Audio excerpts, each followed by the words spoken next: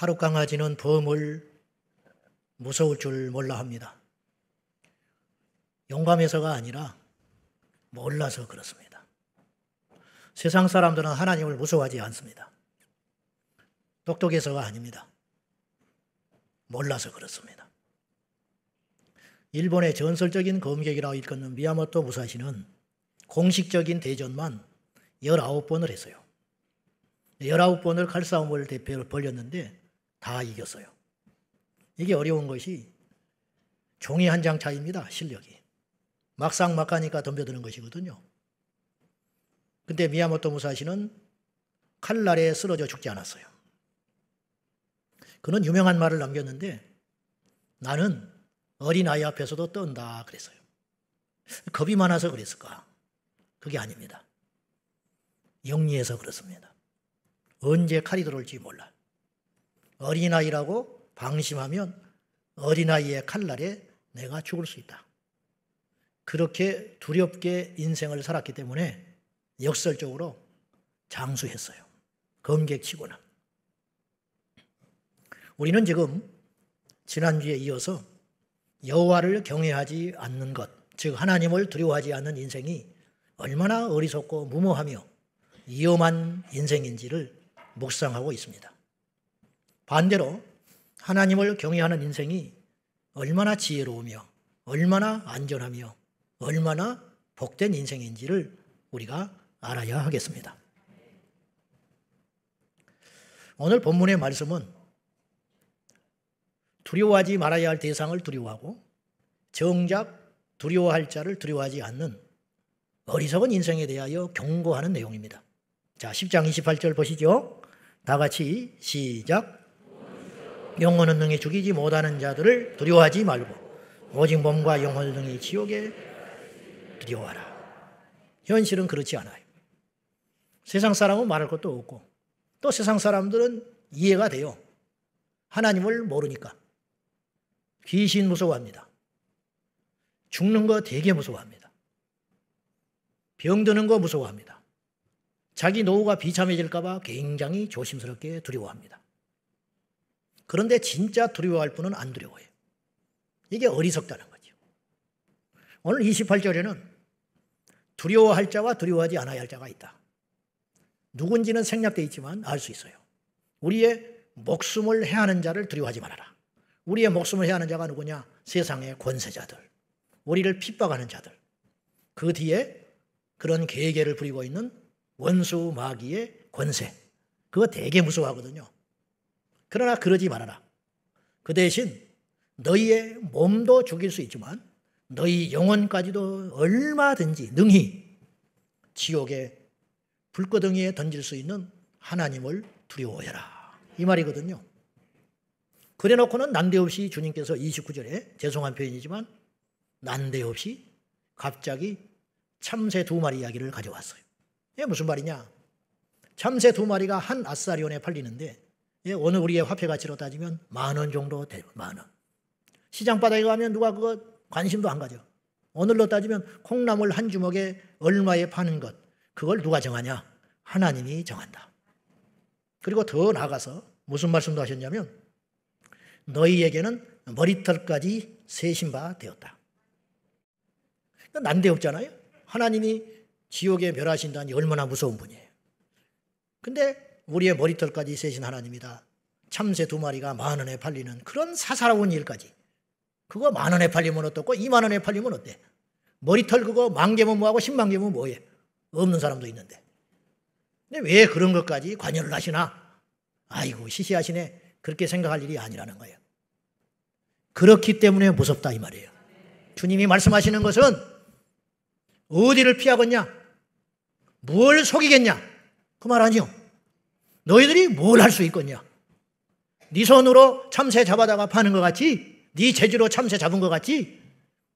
절대 그렇지 않다. 그것도 하나님이 하신다. 그런데 하나님이 이렇게 모든 걸 꿰뚫고 있는 전지전능, 무소부재하신 하나님이신데 더 놀라운 것은 아는 척을 안 하고 계시다는 거예요. 당신을 철저히 믿음의 사람들에게만 계시해 주시고 자연의 눈으로는 보이지 않도록 이 세상 속에 존재하시지만 숨으신 하나님, 일하고 계시지만 손이 안 보이시는 하나님, 이렇게 할 수 있는 분은 우리 하나님밖에 없어요. 그러니 얼마나 무서워요. 얼마나 소름 끼치게 무섭냐 이 말이에요. 근데 이 하나님을 안 보인다고, 일이 안 나타난다고 무시하는 존재들이 있다. 지난주에 이렇게 말씀을 제가 드렸어요. 만고의 법칙이 있는데 사람은 믿는 대상, 믿는 존재를 두려워하게 되어 있다. 제가요, 차별금지법을 막자고 소리를 내고 있잖아요. 왜 그런지 알아요? 그것이 될 것 같은 믿음이 있는 거예요. 이대로 가다가는 우리나라가 차별금지법이 제정될 것 같은 조바심이 있는 거예요. 그러면 되면 어때? 우리나라 똑바로 하면 되지. 동성애 안 하면 되고. 그렇지 않아요. 이게 세상의 모든 영역에 정치, 경제, 교육, 종교, 신앙, 가정, 모든 영역을 송두리째 잡아먹는 괴물법입니다. 그것이 나는 믿어지는 거야. 그러니까 막자. 이대로 난민들 무차별로 받아들이고 우리나라 국민 역차별하여 이슬람 무슬림들을 노동력 부족하다고 5.1달러가 탐이 나가지고 무차별로 받아들이면 이대로 가면 몇십 년 안에 우리나라도 프랑스, 독일, 영국처럼 무시무시한 무슬림 폭력국가가 될까봐 나는 그것이 믿어져요. 그렇게 될 것 같아. 그래서 나는 그걸 지금 막자고 소리 내고 있는 거예요. 안 내는 사람은 뭐냐? 믿음이 있냐 없냐의 문제가 아니라 똑똑하냐 안 똑똑하냐가 아니라 그것을 소리를 내지 않는 사람들은 그런 세상이 올 걸 안 믿는 거예요. 즉 믿으면 두려움이 생기는 거예요. 우리가 하나님을 믿는다 하는 사람들이 하나님을 경시하고 무시하고 산다는 것은 입으로만 주여 주여 하고 있는 거예요. 사실은 심장으로는 안 믿고 있는 거예요. 온몸으로는 안 믿고 있는 거예요. 그래서 하나님을 경시하고 사는 것입니다. 이게 원칙이다 그랬어요. 아담은 왜 선악과를 범했을까요? 그 선악과가 너무 탐스러워서 어리석어서? 아니죠. 하나님을 무시한 겁니다. 먹으면 죽으리라. 정령 죽는다. 반드시 죽는다. 그 말을 무시했어요. 하나님을 경시한 결과 아담은 그런 비참한 생애를 광야길을 걸으면서 살 수밖에 없었어요. 이 말씀은 오늘 우리에게도 여전히 적용해요. 하나님을 경외하는 자는 존귀함을 받습니다. 지난 말씀에 그랬어요. 하나님을 경외하는 자는 장수하게 되느니라. 하나님을 경외하는 자가 보상을 받는데 재물과 명예와 생명을 얻게 되느니라. 여러분, 이 세상은 열심히 노력한다고 1등한다고 똑똑하다고 하나님께 복받는 게 아니에요. 하나님께 경외함을 드리는 자가 복되고 번성한다는 사실을 기억할 수 있기를 축복합니다. 그럼 오늘 적용을 좀 해봅시다. 하나님을 경외하지 않는, 밤령교사로 삼고 역으로 하나님을 경외하지 않는 자, 하나님을 경외할 줄 모르는, 이 가치를 모르는 자들에게 나타나는 특징이 두 가지가 있어요. 첫째, 그의 입술과 그의 삶에서 원망과 불평이 그치지 않아. 왜냐? 하나님을 두려워하지 않기 때문에. 여러분, 하나님 모르게 이 세상에 일어난 일은 하나도 없어요. 그렇죠? 참새 2마리가 10,000원에 팔리는 것도 하나님이 주장해. 그러므로 불평하지 말아야 할 것은 왜 이렇게 비싸? 더럽게 비싸네. 그러지 말라는 거예요. 누가 정했으니까? 하나님이 정했으니까. 목사님, 그래가지고 세상을 어떻게 삽니까? 내가 물을게요. 그래서 잘 살고 계세요? 하나님이 정해놓은 시스템을 반항하고 깨서 여러분의 삶이 형통하십니까? 절대 그렇지 않다니까요. 자, 말씀대로 살면 틀림없어요. 아멘? 과일도 여름에 나는 과일 먹어야 건강하다니까요. 겨울에 수박 먹으면 해로워요. 하나님이 겨울에는 수박을 안 줘요, 우리에게. 근데 인간의 탐욕이, 인간의 발전이, 좋게 말하면 인간의 욕망이 겨울에 사시사철 수박을 먹게 돼 있어요. 수박은 씨가 있어야 돼요, 없어야 돼요? 하나님이 씨를 줬어요. 근데 수박에 씨가 없어졌어요. 인간의 노력으로, 방법으로, 과학으로. 씨 없는 수박 먹으면 인간이 해로워요. 분명히 해로워요. 왜 이렇게 병이 창궐한지 아십니까? 하나님의 창조 질서를 깼기 때문에 그런 거예요. 하나님의 창조 질서가 있다. 시스템을 만들어 놨어요. 그것이 뭐냐? 부모를 공경하라. 그것이 뭐냐? 이웃을 사랑해라. 그것이 무엇이냐? 안식일을 지켜라. 그것이 무엇이냐? 간음하지 마라. 간음하면 망해요. 간음하면. 미워하면 망해요. 왜? 하나님이 그거 하지 마라 했거든요. 주일을 지켜야 번성해요. 주일날 일하면 더 번성할 것 같지요. 공산주의 사회주의 국가에서 이 시스템을 깨려고 열흘에 한 번씩 일을 해서 열흘에 한 번씩. 그러면 한 달에 하루 더 일하게 되는 거거든요. 그렇잖아요. 그러면 생산력이 늘어나야 돼요. 안 됐어요. 5일에 한 번씩 쉬게 했어. 그거라도 안 됐어. 하나님이 만들어 놓은 메커니즘이 있다니까요. 6일 일하고 하루 쉬게 만들어 놨어요. 그걸 깨면 안 된다는 거예요. 하나님이 우리를 우리보다 더 잘 아시거든요. 그러니 원망과 불평한다는 것은 결국은 겉으로는 환경에 대한 불평이요, 사람에 대한 원망 같지만 하나님에 대한 못마땅함. 하나님이 왜 이러시냐는 거예요. 그러니까 하나님에 대해서 불순종하게 되죠. 하나님에 대하여 경홀히 여기게 되는 거죠. 하나님을 가르치려고 그러죠. 하나님 왜 우리를 광야에 데려다가 죽이려고 합니까? 애굽에 있었으면 우리는 더 행복했어요. 애굽에 있었으면 우리는 더 잘 살았어요. 하나님을 가르치려고 그래. 하나님 당신 실수였다는 거예요. 애굽에 우리를 내버려 뒀으면 이 쓸모없는 고난을 안 당하고 훨씬 잘 살았을 거예요. 매장지가 없어서 광야에 데려다가 무덤을 만들어 죽입니까? 하나님을 가르치잖아요. 이게 교만이다. 이게 완악함이다. 이게 하나님을 경외하지 않는 자세라는 거예요. 어떤 원망과 불평은 하나님을 경외하지 않는 것과 상관이 없는 것 같아요. 그렇지 않다니까요. 항상 심령이 부어있는 사람이 있어. 입이 이렇게 튀어나와 있는 사람이 있어. 왜 그러냐? 하나님에 대하여 화살을 돌리고 있는 거예요. 하나님이 왜 이런 부모 밑에서 나를 태어나게 했습니까? 왜 이런 사람을 만나게 했습니까? 왜 나를 이런 직장으로, 왜 나의 길을 막으셔서 유학길도 막으시고 학교도 못 가게 하시고 왜 나에게 이 일을 또 할 때 막지 아니하시고 하게 하셔서 부도가 나게 하시고 이렇게 했습니까? 이런 원망과 불평이 끊임없이 하나님께 있다. 그러면 그 이후의 내면에는 뭐가 있느냐? 하나님을 정말로 경외하고 두려워한다면 그렇게 표현을 못하는 거예요. 복받기를 원하십니까? 인생에 형통하기를 원하십니까? 하나님을 경외하십시오. 요즘에 이래도 저래도 불평이 많아. 학교 가면 숙제 내주면 숙제 많이 내준다고 애들 입이 이만큼 나와. 근데 사실은 숙제가 많아서 입이 나오는 게 아니에요. 할 수 있어요. 선생님을 우습게 하니까 입이 나와버리는 거야. 직장에 가면 일이 많다고 푸념이 많아. 응? 오늘 또 야근한다고. 오늘은 야근하는 데도 없어. 또 야근하면 또 수당도 줘요. 응? 그런데도 불평이 많아. 왜 그러냐? 일이 많아서 불평하는 게 아니에요. 사실은. 그건 뭐냐? 못마땅함. 회사를 경히 여기는 거예요. 여러분, 형통의 비결을 가르쳐 줄까요? 내가 가르쳐 줄게. 학생은 학교 가거든 학교가 커 보여야 돼. 일꾼은 직장에 가면 내가 다니는 직장이 커 보여야 돼. 시시하게 보이는 순간 직장 생활을 못하는 거예요. 내가 다니는 학교가 우습게 보이고 강단에 서서 가르치시는 선생님이 우습게 여기는 순간 그 아이는 공부 못해요. 군대 가서 상사가 우습게 보이는 순간 그 친구는 군대 생활이 불행하게 되어 있어요. 시간이 안 가게 되어 있어. 그러나 상사를 존중하는 자는 군 생활이 형통하게 되어 있어요. 저는 비구례라는 말이 아니에요. 관계를 잘 맺고 누구하든지 간에 잘 지내라. 처세술을 이야기하는 게 아니에요. 이것이 다 하나님의 말씀에 근거한 소리다 이런 뜻이에요. 자, 그래서 하나님을 경외하지 않고 두려워하지 않는 자는 항상 원망과 불평이 끊이질 않는다. 여러분의 삶에 이런 습관이 우리도 모른 채 몸에 배워가지고 지금 따라다니며 그걸 의로, 그걸 올바름으로, 그것을 정의로 포장하고 있다면 여러분은 속고 있는 것입니다. 여러분의 인생은 굉장히 지금 쓸모없는 고생의 하고 있는 거예요. 그것을 속히 버리고 하나님 앞에 두려워함으로, 감사함으로, 기뻐함으로 나아가기를 축원합니다.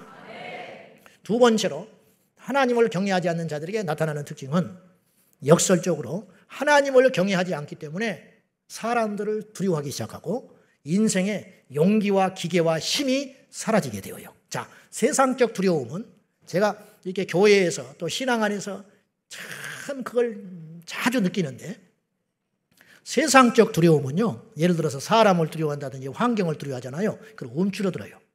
기가 확 꺾여버린다고. 그런데 하나님을 경외하고 두려워하는 자 있잖아요. 그 사람은 힘이 있어요. 제가 뭐라고 표현을 할지는 모르겠는데 여러분이 하나님의 말씀을 충실히 순종하는 자는 결코 주눅들어 있지 않아요. 진리가 너희를 자유케 하리라. 하나님의 말씀에 순종하는 사람은 자유해요. 오히려 누가 무슨 말하는 것에 별로 관여를 하지 않아요. 힘이 넘쳐요. 사람들을 두려워하지 않아요.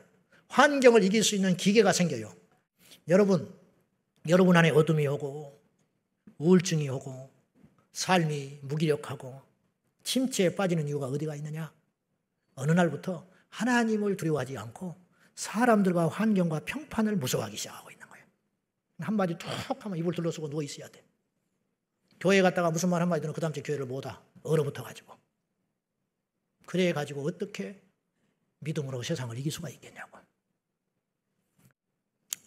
오늘 이 시대를 보십시오. 오늘날 교회 안에 무질서와 또한 두려워할 하나님은 두려워하지 않으면서 세상을 두려워하는 영적인 오합지졸로 가득 차 있는 이 땅의 교회를 보게 됩니다. 그로 인하여 역사가 안 일어납니다. 기적이 안 일어납니다. 하나님을 경외해야 기적이 일어나지. 하나님을 신뢰하고 하나님께 전부를 걸어버려야 하나님이 우리를 책임져 주실 거 아니요. 근데 그렇지를 못해. 하나님과 세상에 양다리를 걸치고 양쪽에 보험을 들고 사니 이것도 아니고 저것도 아니게 되는 거예요. 사랑하는 여러분, 우리는 선과 악을 잘 따지기를 좋아하고 옳고 그름 시시비비를 가리기를 원해요. 그러나 성경은 우리에게 많은 금한 것이 있지만 두 가지를 금한 것이 있어요. 특이하게. 첫째, 맹세하지 마라 그랬어요. 마태복음 5장에. 위로도 하지 말고 하늘로도 말고 땅에도 말라. 왜 그런지 아세요? 너희들은 피조물이다. 너희의 말을 절대로 지킬 수 없는 존재들이다. 하나님은 장담하셔요. 하나님은 인생이 아니시니 시건치 않는다 하셨어요. 하나님은 말한 대로 다 이루시고 지켜주셨어요. 그러나 너희들은 못한다는 거예요. 그거 죄라는 거예요. 그러므로 맹세하지 마라. 두 번째, 선악간에 판단하지 마라. 이게 하나님 명령이에요. 그래서 선악과를 따먹으면 안 되는 거였어. 선악과를 범한 인간은 그때부터 이 세상을 자기 입맛대로 시시비비를 가리기 시작했어요. 그러면 이 세상이 더 좋아지고 더 행복해지고 더 낙원이 돼야 되는데 더 밝힐수록 시시비를 따질수록 갈라지고 죽이고 점점점 몰아가고 세상이 어두워지기 시작했어요. 산업혁명의 후유증으로 사회주의가 탄생을 했어요. 인간을 더 많게 만들었어요. 신본주의에 반대하여 자유주의가 특세하기 시작했어요. 그 결과 인간은 더 만용에 빠지기 시작했어요. 안 된다니까요. 절대로 안 돼. 인간의 지혜와 지식과 인간이 만들어놓은 정치체계와 사회체계는 절대로 이 세상을 만족시킬 수 없다니까요.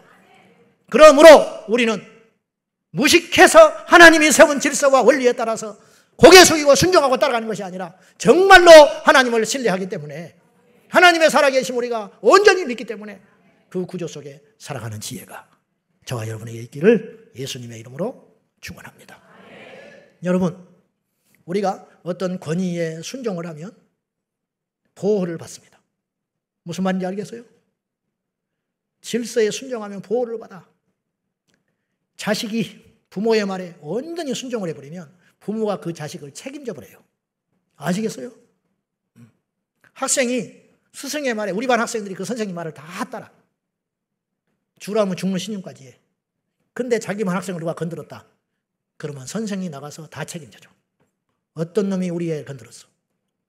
심지어는 교장 선생님도 못 건드리게 해버려. 우리 반은 제가 책임집니다. 옆 선생님이 뭐 니네 반은 왜 그렇게 뭐 어쩌냐 저쩌냐. 김 선생 그런 소리 하지 마. 딱 지켜버려. 때려도 내가 때려. 혼내도 내가 혼내. 왜냐? 나를 의지하니까. 이게 원리예요. 여러분, 하나님을 경외하고 두려워하면 그분이 우리를 보호해 줍니다. 기도하십시다. 하나님 아버지, 하나님을 경외하지 않는 모습들이 이 세상은 물론이거니와 교회 안에서도 난무합니다. 그로 인하여 우리의 삶은 피곤하고 낭비적이며 출혈이 많습니다. 간절히 원하옵나니 우리 이 땅의 이 시대의 현대 그리스도인들이 현대 교회가 회복해야 할 것이 수만 가지이겠지만은 한 가지만 회복된다 한다면 여호와를 경외하는 신앙이 회복되게 하여 주옵소서. 우리 제자 광성교회가 부족한 것이 많습니다. 해야 할 일도 많습니다. 고쳐야 할 점도 많습니다. 그러나 무엇보다도 한 가지만 우리에게 주신다면 여호와를 두려워하는 경외하는 마음이 온 성도들 안에 일어나게 하여 주옵소서. 예수님의 이름으로 기도 올리옵나이다. 아멘.